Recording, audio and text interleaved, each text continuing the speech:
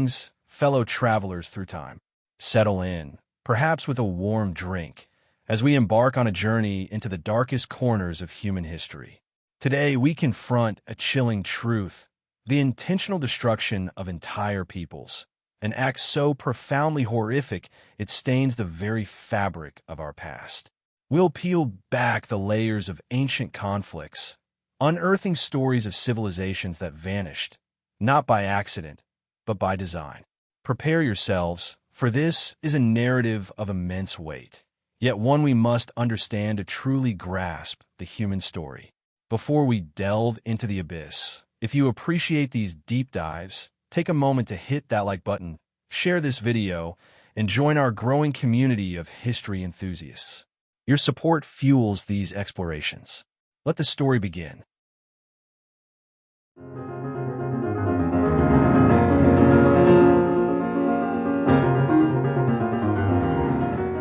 From the first fires to the first massacres, the unsettling origins of annihilation.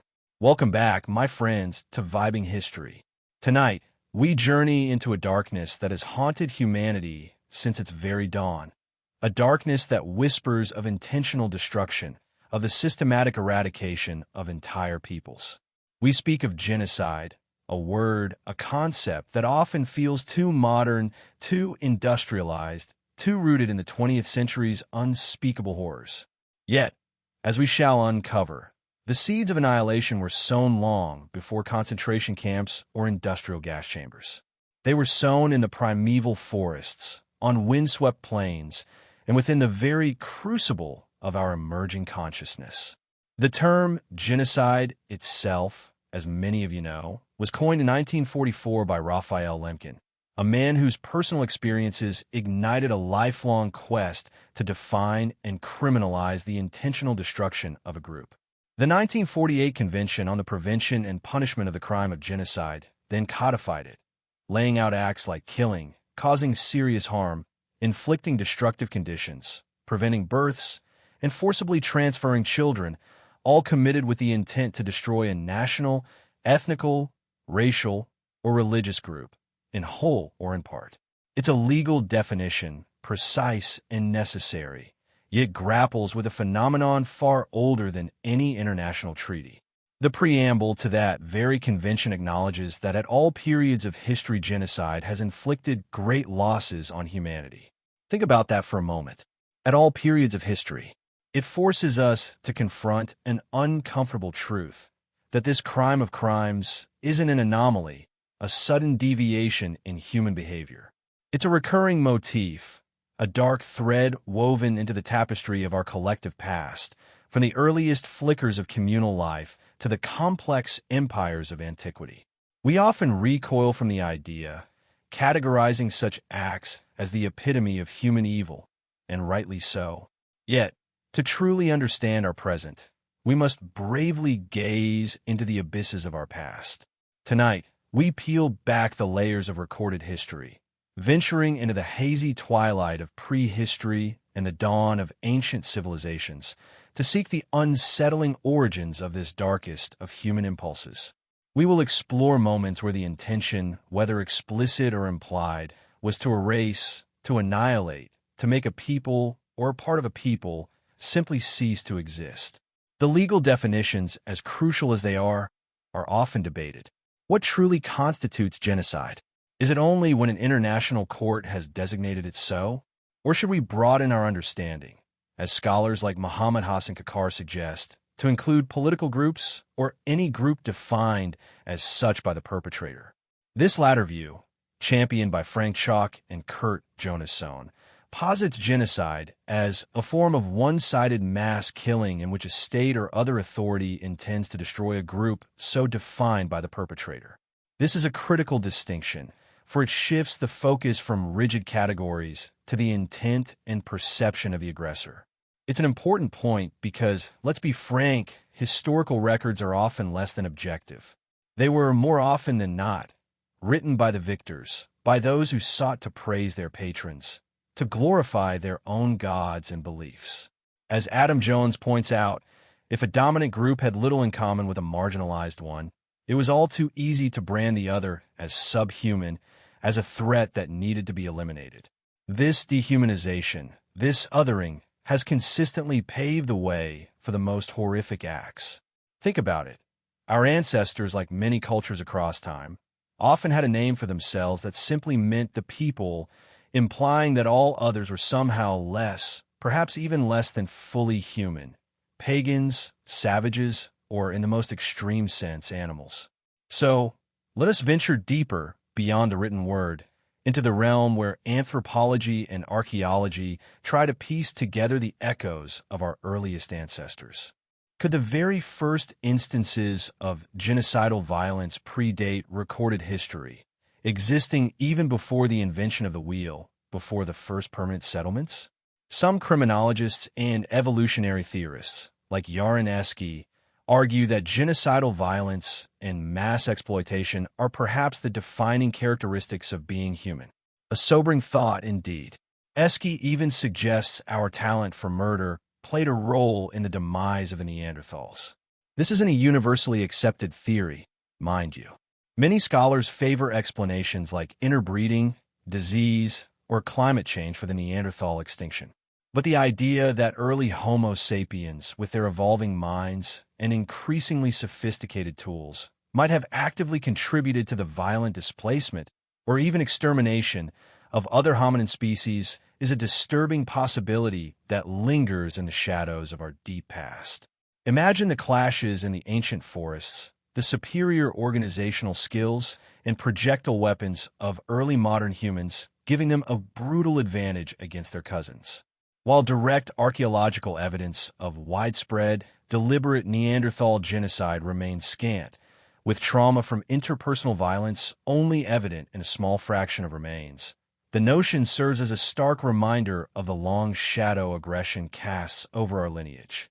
Moving forward in time, but still firmly in the realm of pre-state societies, historian Max Ostrovsky presents a compelling, if chilling, argument that chiefdoms, those intermediate stages between independent tribes and fully formed states, might have engaged in the most pervasive genocidal warfare in human history.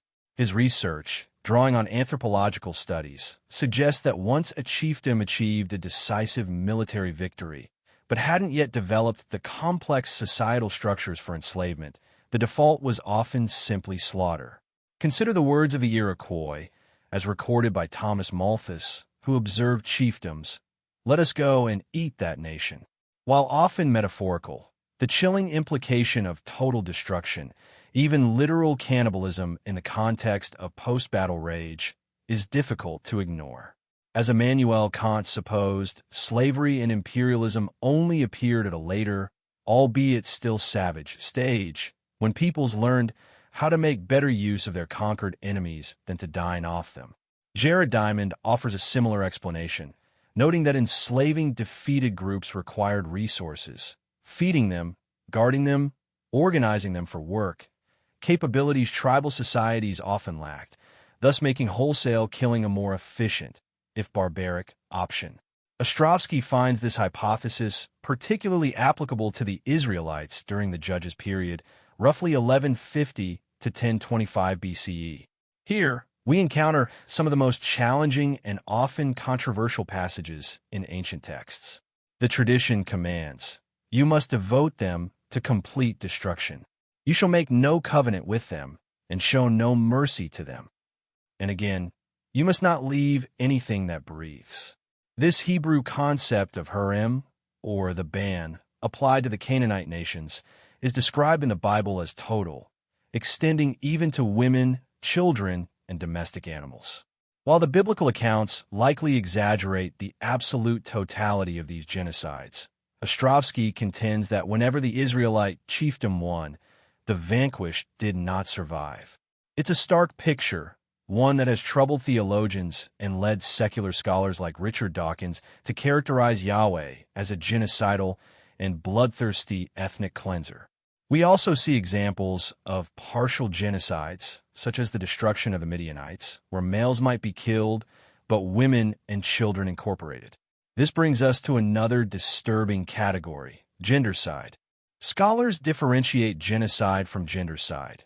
where specific gender groups, usually men, are targeted for extermination, while women and children are incorporated into the conquering group.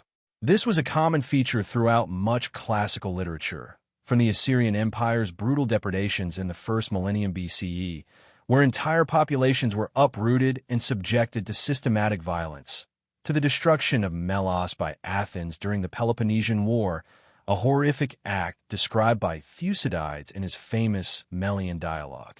In Melos, the Athenian decree was clear: all adult men were to be killed, and the women and children enslaved. This gender-specific targeting, as Adam Jones notes, has a long and persistent history, reaching even into the 20th century. Even in the prehistoric Andes, far removed from the Mediterranean and Near East, archaeological evidence points to episodes of genocidal violence. The human capacity for such acts, it seems, knows no geographical or temporal boundaries. Now, as we move into the better documented periods of ancient history, the evidence becomes clearer, the intent more explicit, and the scale of destruction often staggering.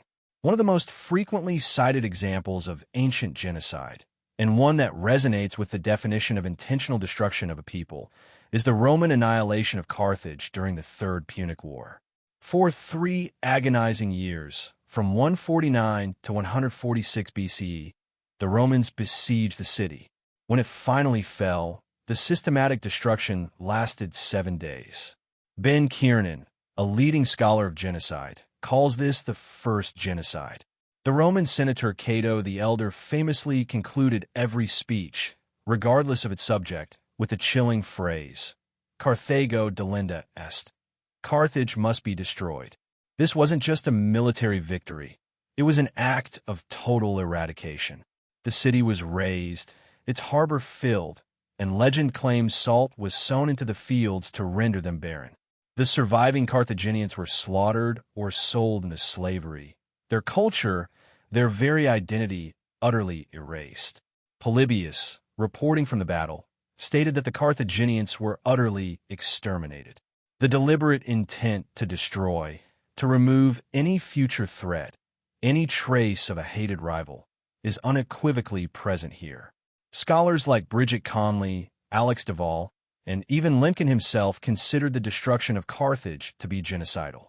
It stands as a stark testament to the ancient world's capacity for systematic annihilation. Not long after, another horrific event unfolded, demonstrating that such violence wasn't solely the domain of conquering empires. In 88 BCE, King Mithridates VI of Pontus orchestrated what is known as the Asiatic Vespers. In a single day, he ordered the murder of all Italics in Asia Minor, Roman citizens and their allies. The death toll was immense, around 100,000, predominantly civilians. This was not a battle. It was a coordinated, ethnically targeted massacre designed to purge the region of Roman influence and send a brutal message. It remains one of the deadliest recorded genocides in classical antiquity and directly provoked the First Mithridatic War. And then, we turn to one of history's most celebrated military commanders, Julius Caesar. His campaigns, while often lauded for their strategic brilliance, also contain disturbing accounts of genocidal intent. His campaign against the Tencteri and Usipetes, for instance, has been characterized as a genocide. But it's his actions against the Eburones in Gaul that truly reveal a chilling intent.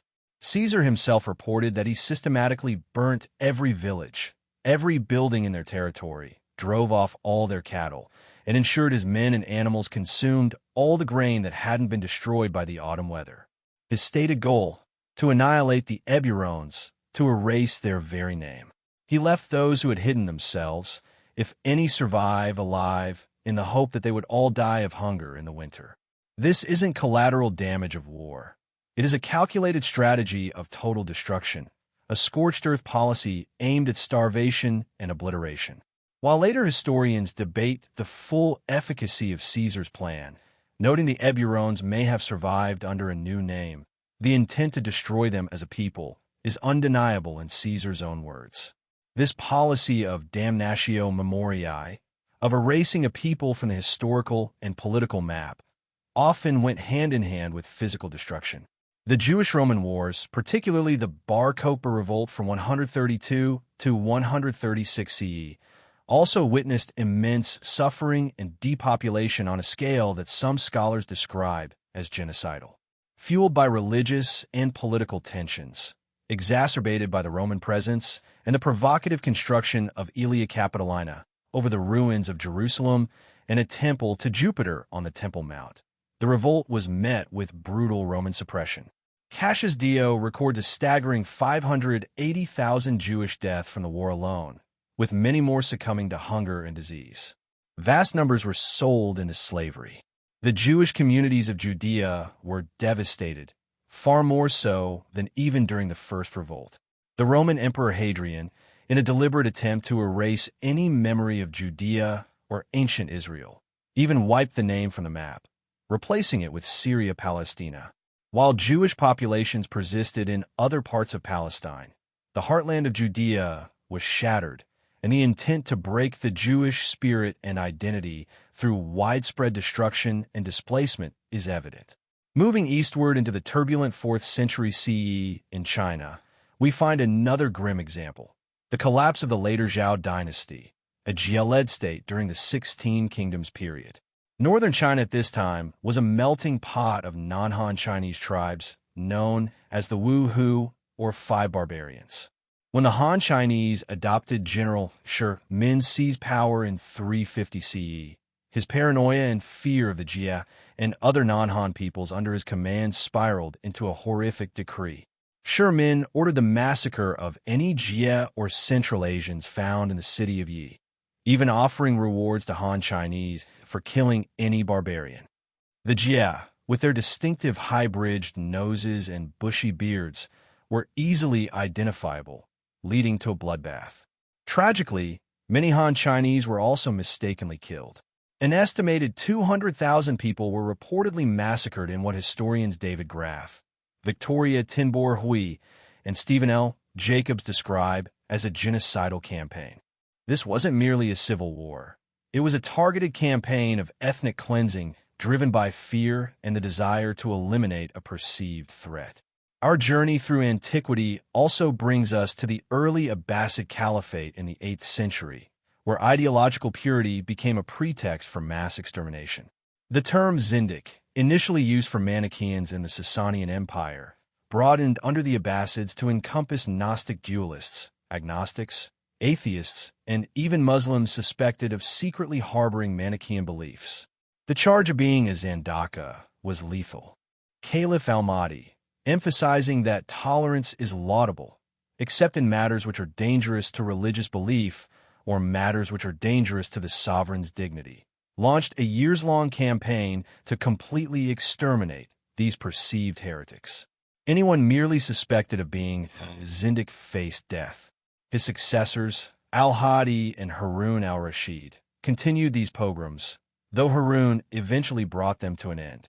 This was a state-sponsored ideological purge, a systematic attempt to destroy a religious or philosophical group, a chilling precursor to later inquisitions and purges based on belief. As we cross the threshold into the Middle Ages, the landscape of annihilation shifts, but the underlying patterns remain disturbingly familiar. In the American Southwest, around 800 CE, a study suggests a group of ancestral Puebloans fell victim to genocidal violence, a stark reminder that such acts were not confined to the Old World. Then, we encounter William the Conqueror's infamous harrying of the North in 1069 to 1070. Faced with Anglo-Saxon, Anglo-Scandinavian, and Danish rebellions in northern England, William unleashed a brutal campaign of subjugation. While the exact death toll is debated, and some historians hesitate to label it definitively as genocide due to the limitations of medieval records, modern scholars like William E. Capel and C.P. Lewis describe it as such. William's strategy was to destroy the means of survival: crops, livestock, settlements. The famine and desolation that followed were widespread and devastating, designed to break the spirit and capacity for resistance of the Northern English. The consensus view is that it was a particularly harsh course of action, and for many, modern labeling commonly falls not far short of genocide. The intent, if not to exterminate every individual, was certainly to destroy the group's ability to exist as a distinct, rebellious entity. And tragically, the Middle Ages saw the horrific rise of widespread anti-Jewish massacres across Europe from the 11th to the 16th centuries.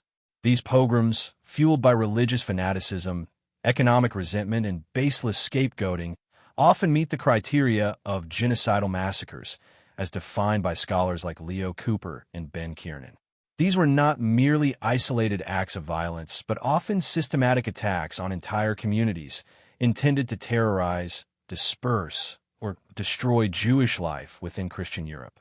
Perhaps one of the most explicit and well-documented cases of ideological genocide in the Middle Ages is the Albigensian Crusade, a brutal 20-year military campaign initiated by Pope Innocent III in 1209 to eradicate Catharism in Languedoc, southern France.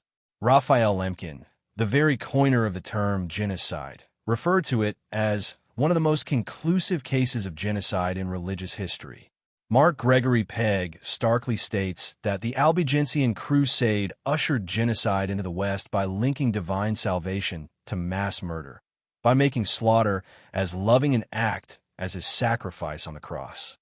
While some scholars debate Pegg's direct connection to modern ethnic slaughter, arguing it was against unbelievers rather than a genus or people, the intent to destroy Catharism, and with it, the Cathar people, is undeniable. When the city of Béziers was sacked, the papal legate Arnaud Amaric famously declared, "Kill them all, for God knows his own," ensuring that both Cathars and Orthodox Catholics were indiscriminately slaughtered. The crusade devastated the distinct regional culture of Languedoc, drastically reducing the number of practicing Cathars and bringing the region firmly under the French crown. Kurt Jonasson and Frank Chalk, who founded the Montreal Institute for Genocide and Human Rights Studies, include a detailed case study of the Albigensian Crusade in their foundational textbook, calling it the first ideological genocide. The physical and cultural destruction was profound, an early and chilling example of how faith could be twisted into a justification for total annihilation. And then, looming over the 13th and 14th centuries, we confront the Mongol Empire. Under the leadership of Genghis Khan and his successors, the Mongol armies unleashed a scale of destruction almost unparalleled in human history. Jones, quoting Eric Margolis, describes them as genocidal killers who were known to eradicate whole nations. Genghis Khan ordered the extermination of the Tata Mongols and all Kankali males taller than a wheel, a technique for ensuring no male over a certain age survived.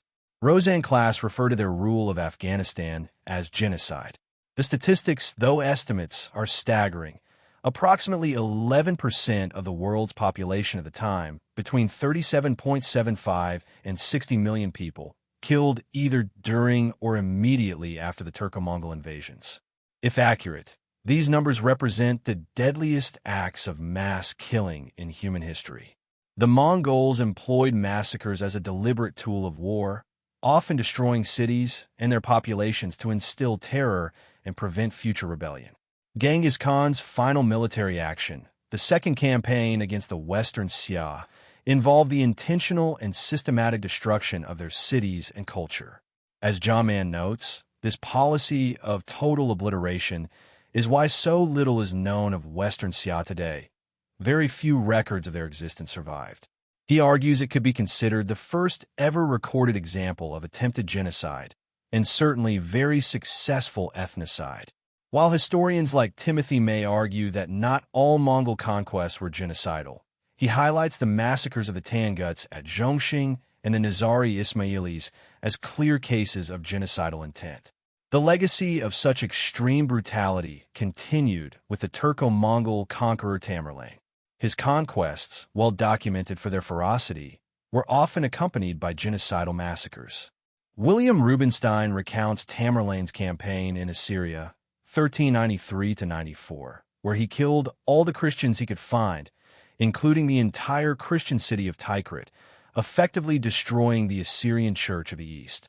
Yet, Tamerlane was, in his own brutal way, impartial, also slaughtering Shiite Muslims, Jews, and heathens. His acts were not always ethnically or religiously exclusive, but the intent to destroy populations wholesale was undeniably present. Even within established Islamic empires, the shadow of genocide could fall. In 1311, the Delhi Sultanate's ruler, Alauddin Khalji, ordered a massacre of the new Muslims, Mongols who had recently converted to Islam, after some of their emirs conspired against him.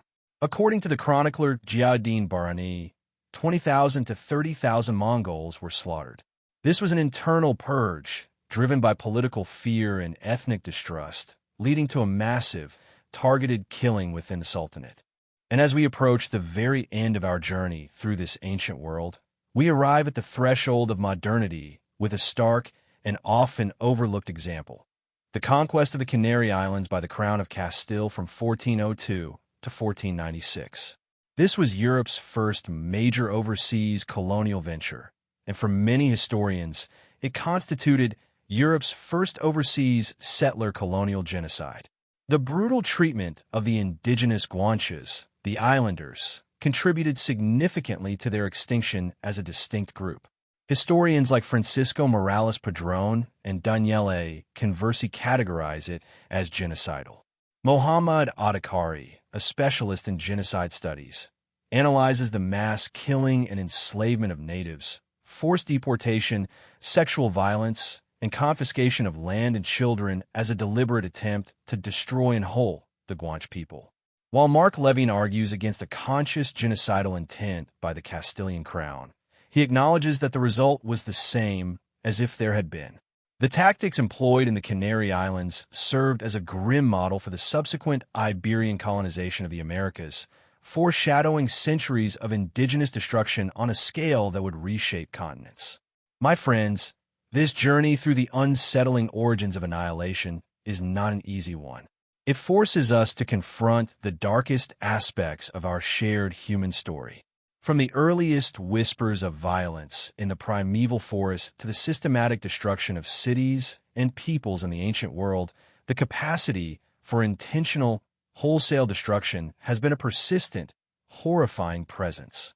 It reminds us that genocide is not a modern invention, but a concept that helps us understand a primal, terrible human capability. In our next segment, we will delve deeper into the visible and unseen scars of empire, particularly focusing on the utter ruin of Carthage and the profound impact it had on the Roman world and beyond. But for now, let these echoes of ancient massacres settle and ponder the uncomfortable truth of our vibing history. Until next time.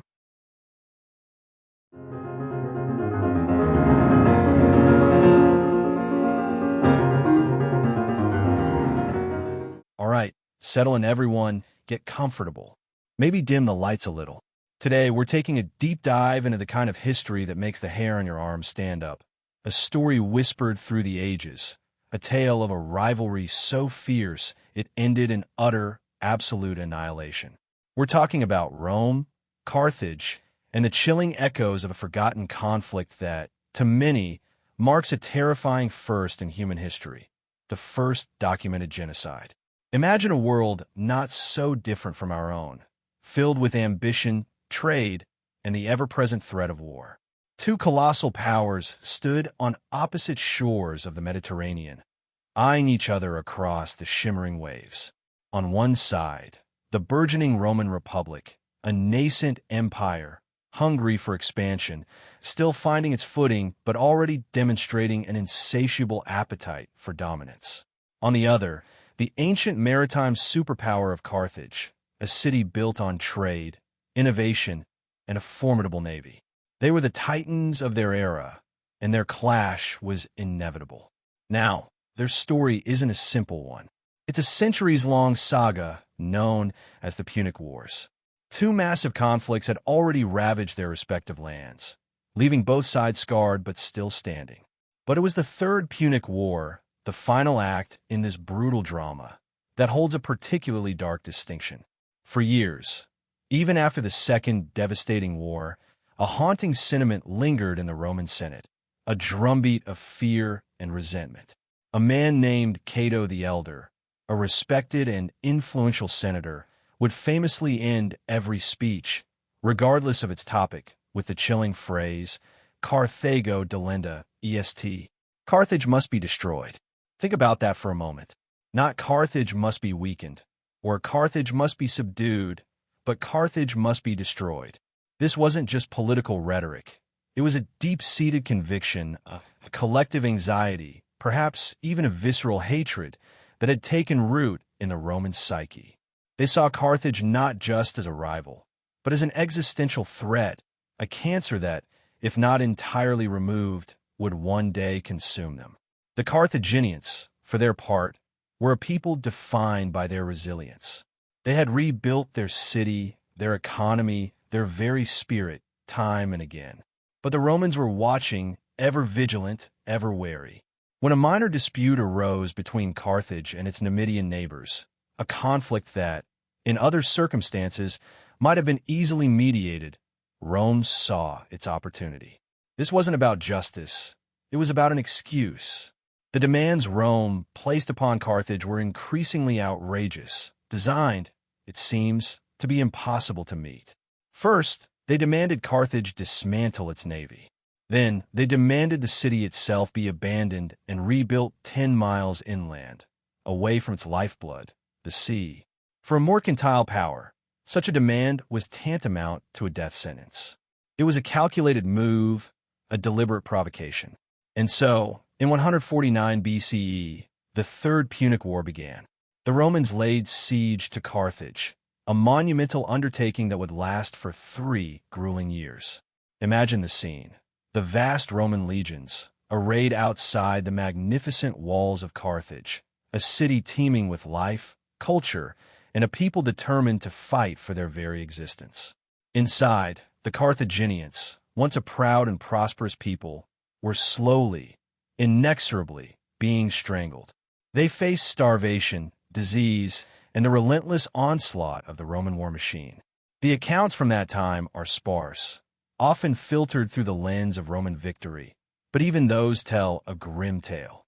The Carthaginian citizens, men, women, and even children, were pressed into service, defending their homes with desperate courage. They melted down statues of their gods, pulled wood from their houses, even sacrificed their own hair to make ropes for their war machines. It was a struggle for survival unlike almost any other. But the Roman resolve was unwavering, fueled by Cato's relentless cry.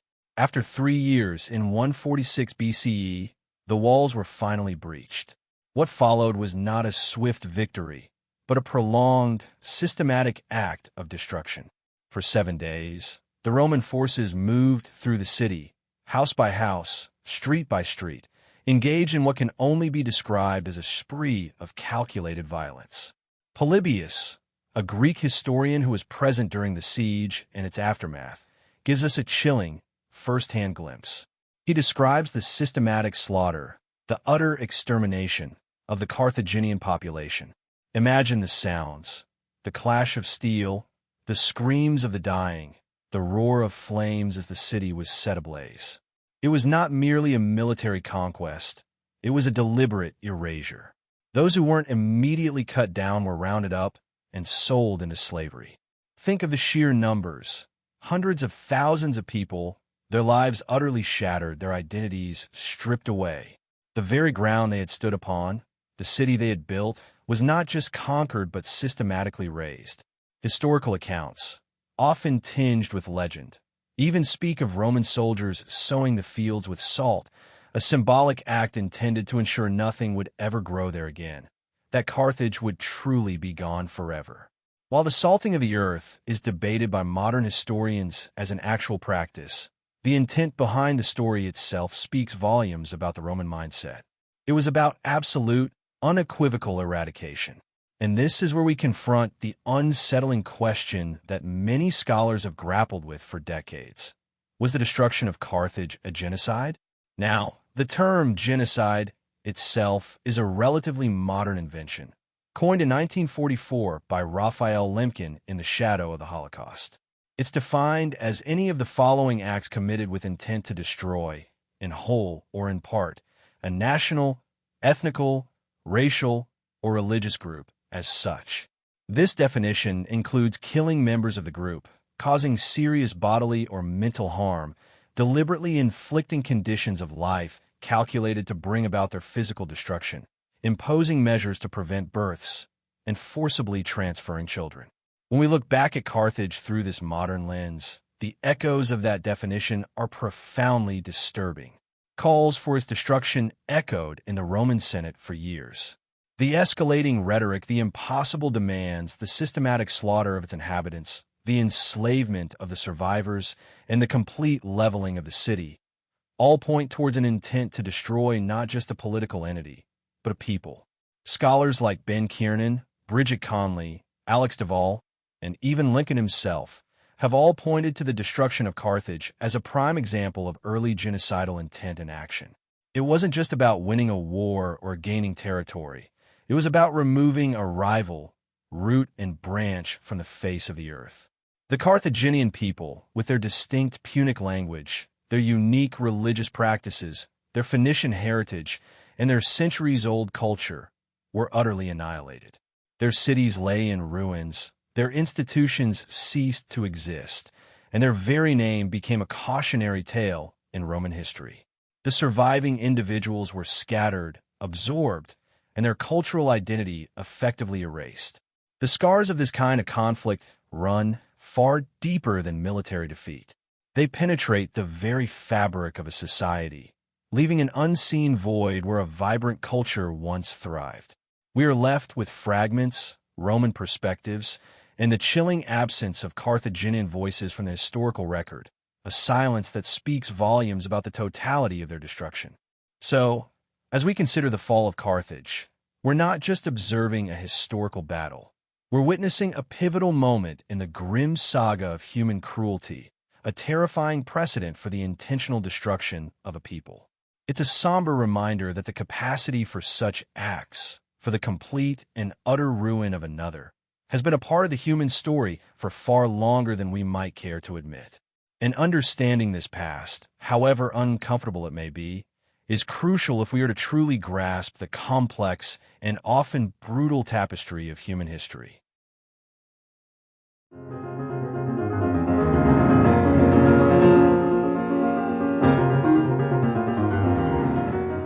Good evening, my friends, and welcome back to Vibing History.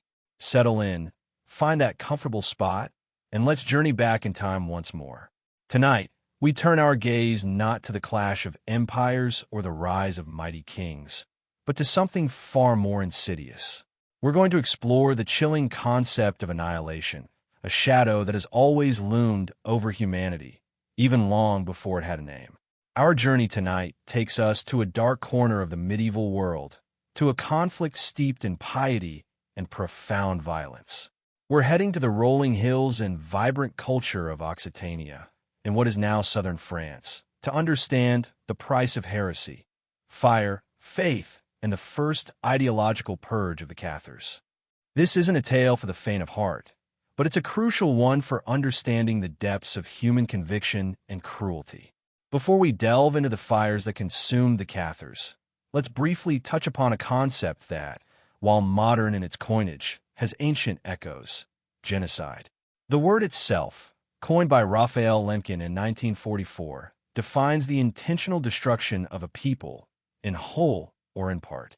It's a legal term, codified in the 1948 Convention, encompassing acts like killing members of a group, causing serious harm, deliberately inflicting conditions of life meant for physical destruction, preventing births, or forcibly transferring children. It's the crime of crimes, an act so profoundly evil that it defies easy comprehension. But tonight, we're not focusing on the legal definitions of the 20th century, as crucial as they are. Instead, we're looking at the spirit of genocide, the intent to erase an entire group, long before the precise legal framework existed. And in the 13th century, a horrifying precedent was set, born not from tribal animosity or territorial greed, but from the fervent, unyielding grip of religious ideology.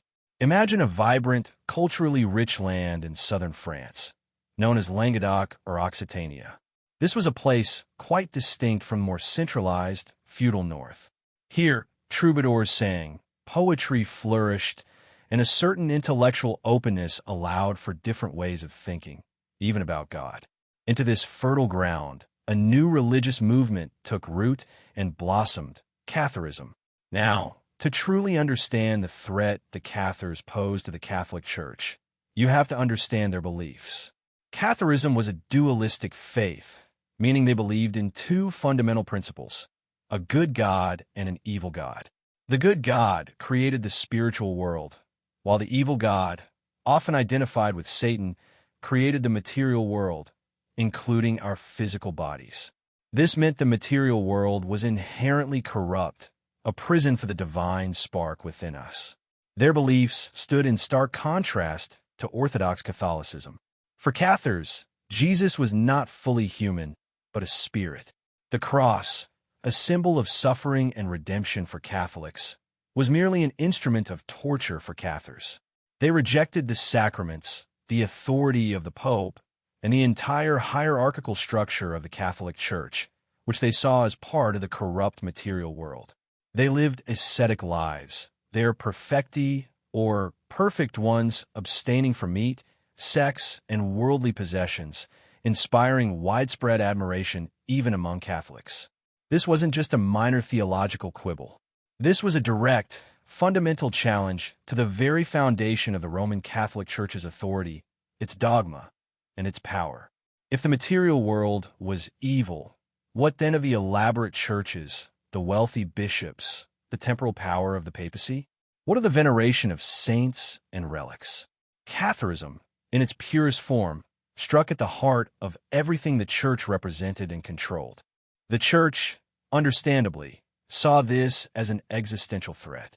For decades, they tried to convert the Cathars through preaching, through disputations, sending some of their most learned and persuasive minds, like the future Saint Dominic, to argue against them. But Catharism was deeply embedded in the society of Languedoc, protected by powerful local nobles who either embraced the faith themselves or tolerated it, valuing the peace and prosperity it brought to their lands. The patience of the papacy, however, was wearing thin. Pope Innocent III, one of the most powerful and ambitious popes in history, saw the Cathar heresy not just as a spiritual error, but as a cancer eating away at the body of Christendom. His calls for action grew increasingly urgent. When his papal legate, Pierre de Castelnau, was murdered in 1208, an act for which the local Count Raymond VI of Toulouse was blamed, though his direct involvement remains debated, it provided the spark. Pope Innocent III declared a crusade. This was no ordinary war. This was the Albigensian Crusade, named after the city of Albi, a Cathar stronghold. But unlike the Crusades to the Holy Land, this one was waged not against foreign infidels, but against fellow Christians, or at least those deemed heretical Christians, within the heart of Europe. And here's where the chilling nature of this conflict truly begins to emerge. The crusade was launched with a promise of spiritual reward, the same indulgences granted to those who fought in the Holy Land. This meant that the French knights and soldiers who joined were fighting not for land or wealth initially, but for the salvation of their souls by annihilating a perceived enemy of God. In the summer of 1209, a massive crusader army, composed primarily of northern French knights and mercenaries, descended upon Languedoc. Their first major target was the city of Béziers. What happened there remains one of the most infamous and brutal episodes in medieval history. The city of Béziers was a mixed population. Catholics and Cathars lived side by side. When the Crusaders arrived, the papal legate, Arnold Amalric, abbot of Citeaux, was reportedly asked how they were to distinguish the heretics from the faithful. His chilling reply, recorded by a Cistercian chronicler a few decades later, has echoed through history. Kill them all. God will know his own. And that is precisely what they did. On July 22nd, 1209, after breaching the city walls, the Crusaders unleashed an indiscriminate slaughter. Men, women, and children, Cathar and Catholic alike, were massacred. Estimates vary, but tens of thousands were butchered in a single day. The city was then thoroughly plundered and set ablaze. Béziers was not an anomaly. It was a terrifying statement of intent. The message was clear. There would be no mercy, no quarter for those who harbored heresy. The systematic nature of the violence, the targeting of entire communities, regardless of individual guilt, set a chilling precedent. For 2 decades, from 1209 to 1229, the Albigensian Crusade raged across Languedoc.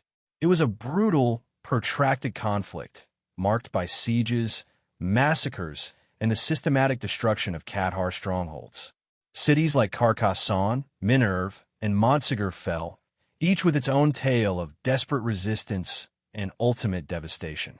At Lavore, in 1211, over 400 Cathar perfecti were burned alive in a massive pyre. This act, known as the burning of the perfecti, became a recurring horror throughout the crusade. These were not mere executions. They were spectacles of ideological cleansing, meant to terrorize and eradicate. The crusade had a political dimension as well. Simon de Montfort, the ruthless and ambitious leader of the Crusader forces for many years, seized vast territories, carving out a new domain for himself and the northern French aristocracy at the expense of the local Occitan nobility. This quickly transformed the crusade from a purely religious war into a war of conquest, further entangling faith with political opportunism. The French crown, seeing an opportunity to expand its power, eventually took direct control of the crusade. Louis VIII, and then his son Louis IX, committed royal armies to the conflict, cementing the annexation of Languedoc into the burgeoning French kingdom. The distinct culture, language, and legal traditions of Occitania began to wither under the imposition of northern French dominance. But the physical violence of the crusade was only the beginning. Even after the military conflict subsided, the fight against Catharism continued, shifting to a new, equally terrifying front: the Inquisition. Established by the Church in the 1230s, the Papal Inquisition was designed to root out heresy through systematic investigation, interrogation, and often torture. Inquisitors like Bernard Guay meticulously recorded the names and lineages of suspected Cathars, creating vast archives of genealogical information. The goal was not just to punish individuals, but to trace and eradicate the entire network of heresy. Even minor acts of sympathy, even posthumous accusations, could lead to severe penalties, including the disinterment and burning of bodies. This systematic pursuit, the deliberate targeting of not just individuals, but entire families and communities based on their perceived religious identity, is precisely why many modern scholars, including Raphael Lemkin himself, consider the Albigensian Crusade and its aftermath to be the first ideological genocide. It wasn't just about winning a war. It was about destroying a people defined by their beliefs and erasing their cultural and social footprint. The consequences were profound and far-reaching. By the end of the 14th century, Catharism was virtually extinct. Its adherents had been burned at the stake, imprisoned, or forced into hiding and outward conformity. The vibrant culture of Languedoc, once a beacon of poetic and intellectual flourishing, was irrevocably altered, subdued by the centralized power of the French crown and the uncompromising dogma of the Catholic Church. The Albigensian Crusade teaches us a stark and unsettling lesson. It demonstrates how religious fervor, when combined with political ambition and a total intolerance of differing beliefs, can unleash unimaginable horror. It shows us how a society can be systematically dismantled, not by a foreign invader, but by an internal purge, all in the name of a perceived higher good. This wasn't an act driven by racial hatred in the modern sense. It was driven by the absolute conviction that a particular set of beliefs was so dangerous, so corrosive to the soul of Christendom, that its adherents and their way of life had to be utterly annihilated. It was, as some scholars describe it, the first ideological genocide, setting a chilling precedent for what happens when the lines between religious truth and brutal extermination become blurred. The fires that consumed the Cathars in the 13th century cast a long shadow, reminding us that the capacity for such systematic cruelty, for the intentional destruction of a people, has always been woven into the fabric of human history, often disguised beneath the banners of faith and righteousness. As the echoes of their story fade, consider this. What happens when conviction hardens into dogma, and dogma demands absolute conformity? What price do we pay when difference becomes heresy, and heresy becomes a justification for annihilation? These are not just questions for the distant past. They're questions that resonate, disturbingly, even today. Thank you for joining me on this somber, yet essential, journey through a dark chapter of history. May the echoes of the past guide our understanding of the present. Good night, and sleep well.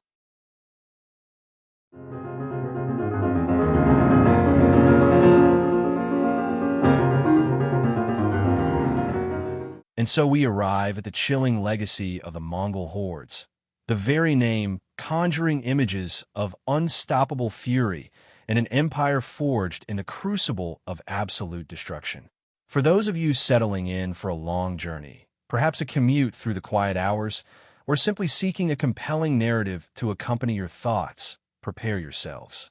We are about to delve into a chapter of history where the earth itself seemed to tremble under the hooves of countless horses, and the concept of annihilation was not merely a tactic, but often the very goal. We've explored the unsettling origins of human conflict, the grim echoes of Rome's dominion over Carthage, and the fiery ideological purges of the Cathars. Now, we turn our gaze eastward to the vast, windswept steppes where a man named Temujin, who would become Genghis Khan, rose from obscurity to command an empire that would stretch across continents. His story, and that of his successors, is one of unparalleled military genius, but also, as many scholars argue, one of the most devastating episodes of mass killing in human history. The very term genocide, as we know it today, was coined by Raphael Lemkin in The Shadow of the Holocaust, defining the intentional destruction of a people, in whole or in part. Yet, long before Lemkin's time, before the legal frameworks and international condemnations, the Mongols were enacting their own terrifying interpretation of this concept. Imagine, if you will, the sheer scale of it. Historians like Eric Margolis speak of Genghis Khan as a genocidal killer, an individual who, with deliberate and chilling efficiency, ordered the extermination of entire nations. The Tatar Mongols, for instance, were systematically eliminated under his command. Then there's the infamous tale from Bokhara, where all King Kali males taller than a wheel were put to the sword. It's a stark, almost dispassionate directive, highlighting a cold, calculating intent to remove a people from existence. This wasn't just the chaos of war, it was a strategy of erasure. The numbers, even centuries later, remain staggering and difficult to fully comprehend. Estimates suggest that during or immediately after the Turco-Mongol invasions, a staggering 11% of the world's population was wiped out. Let that sink in for a moment. 11%. We're talking about somewhere between 37.75 and 60 million souls, with at least 35 million of those deaths occurring in China alone. If these calculations even approximate the truth, then these events represent the deadliest acts of mass killing in all of human history. To put it in perspective, imagine a silent, unseen plague that sweeps across the globe, not driven by disease, but by the relentless will of a single, focused power. The impact was so profound that entire cultures vanished, leaving barely a trace. Consider the Western Xia, a thriving kingdom that stood in the path of Genghis Khan's final campaign. This was not a war of mere conquest, but one of intentional and systematic destruction of their cities, their libraries, their very culture. John Mann, a renowned historian, argues that because of this policy of total obliteration, the Western Xia are now largely unknown, their records scattered or destroyed. He makes a compelling case, suggesting this might be the first ever recorded example of attempted genocide, and certainly a highly successful ethnocide, the destruction of a culture. Now, not all scholars agree on applying the label of genocide to every single act of violence committed by the Mongols. The nuances of intent and definition are complex, even when examining such brutal histories. Timothy May, a specialist on the Mongol Empire, points out that while massacres were a frequent and terrifying tool of war for the Mongols, their actions could only be described as genocidal in specific instances. He highlights two particular campaigns: the massacre of the Tanguts at Zhongxing and the systematic destruction of the Nizari Ismailis.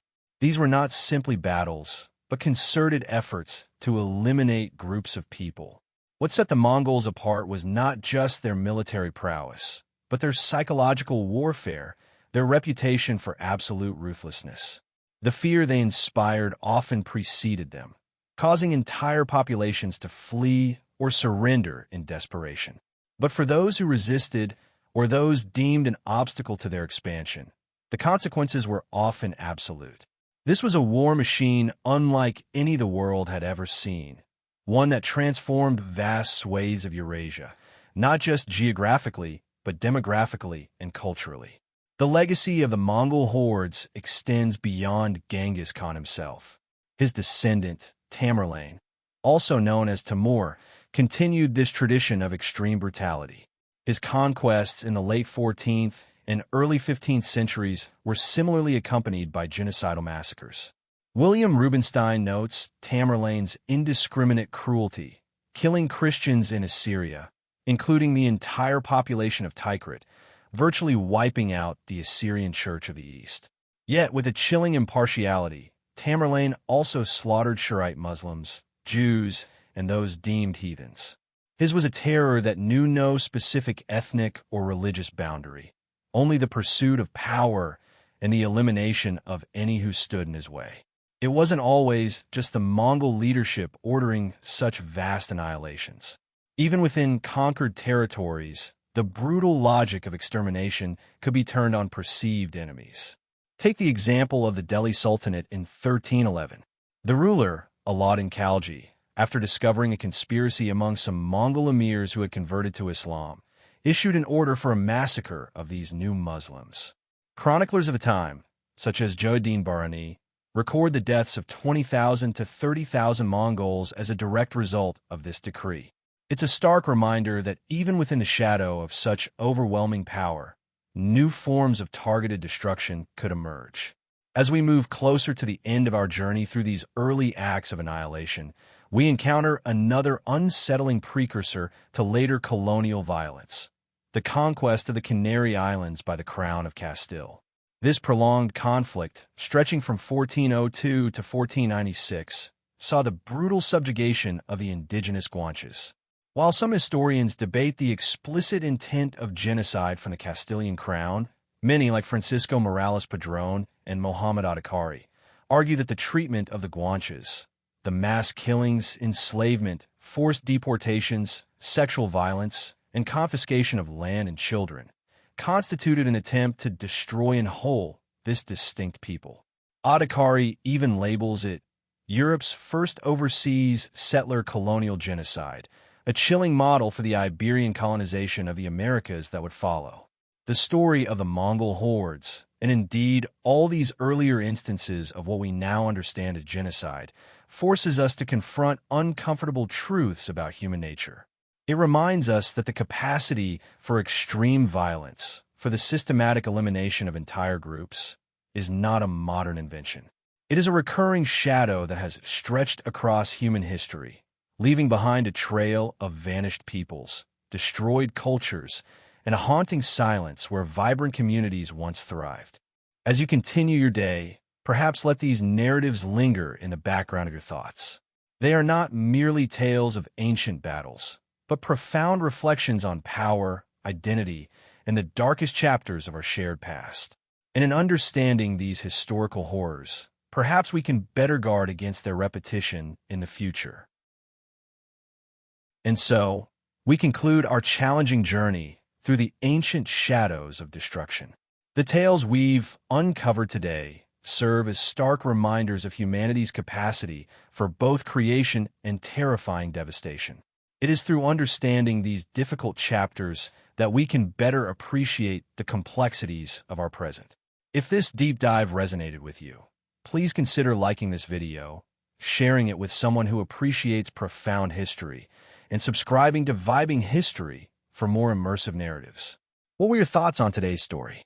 And what historical mysteries or forgotten epochs would you like us to explore next?